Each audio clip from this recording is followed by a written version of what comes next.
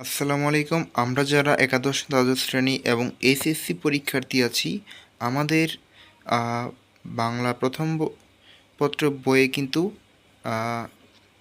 বিভীষণের প্রতি মেঘনাদ এই গল্পটি রয়েছে, কবিতাটি রয়েছে। এটা অত্যন্ত গুরুত্বপূর্ণ পরীক্ষার জন্য আমরা আজকে এই কবিতার কবি পরিচিতিটা একটু পড়ব এবং একটু আলোচনা করব। তো চলুন শুরু করা যাক। তো বিভীষণের প্রতি মেঘনাদ লিখেছেন মাইকেল মধুসূদন দত্ত। তো কবি পরিচিতি, কবি হচ্ছে মাইকেল মধুসূদন দত্ত।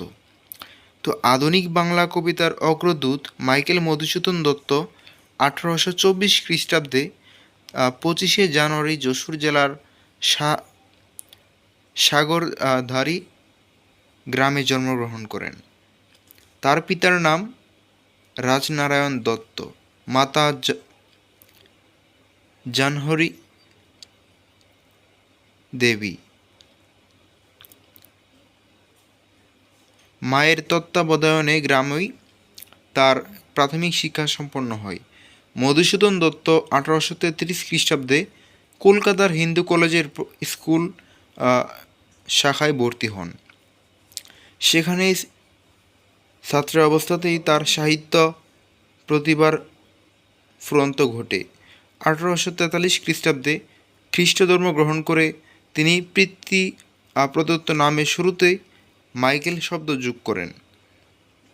ধর্মান্তরিত হওয়ার কারণে তাকে হিন্দু কলেজ পরিত্যাগ করে শিবপুরের 20 পশ কলেজে ভর্তি হতে হয়। সেখানেই তিনি গ্রিক, ল্যাটিন ও হিব্রু ভাষার শিক্ষার সুযোগ পান। মধুসূদন দত্ত বহু ভাষায় দক্ষ ছিলেন। ইংরেজি ও সংস্কৃত সহ ফরাসি, জার্মান ও ইতালীয় ভাষাতেও তিনি দক্ষতা অর্জন করেছিলেন। হিন্দু কলেজে ছাত্রাবস্থায় তার সাহিত্য চর্চার মাধ্যম ছিল ইংরেজি ভাষা, কিন্তু বিদেশি ভাষার মোহ থেকে মুক্ত হয়ে তিনি মাতৃভাষার কাছে ফিরে আসেন। মধুসূদন দত্ত পূর্ব 1000 বছরের বাংলা কবিতার ছন্দ ছিল পয়ার। একটি চরণের শেষে আর একটি চরণের মিল ছিল ওই ছন্দের অনর প্রথা। মধুসূদন বাংলা কবিতার এ প্রথাকে ভেঙে দিলেন। তার প্রবর্তিত ছন্দকে বলা হয় অমিত্রাক্ষর ছন্দ। তবে এটি বাংলা অক্ষরবৃত্ত ছন্দেই নবরূপায়ণ। বাংলায় চতুর্দশপদী কবিতার বা সনেটেরও প্রবর্তক মাইকেল মধুসূদন দত্ত। বাংলা নাটকের উদ্ভব যুগের অন্যতম শ্রেষ্ঠ নাট্যকার তিনি। আধুনিক নাটক শর্মিষ্ঠা, পদ্মাবতী ও কৃষ্ণকুমারী এবং প্রহসন একেই কি বলে সভ্যতা ও বরু শালিকের ঘাড়ের রূপ তার অন্যতম শ্রেষ্ঠ সৃষ্টি। তার কাব্যগ্রন্থগুলো হল তিলোত্তমা সম্ভব কাব্য, মেঘনাদ বধ কাব্য,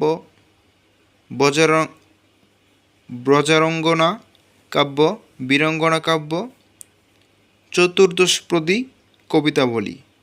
1873 খ্রিস্টাব্দে 29শে জুন কলকাতায় মাইকেল মধুসূদন দত্ত মৃত্যুবরণ করেন। তো প্রিয় বন্ধুরা,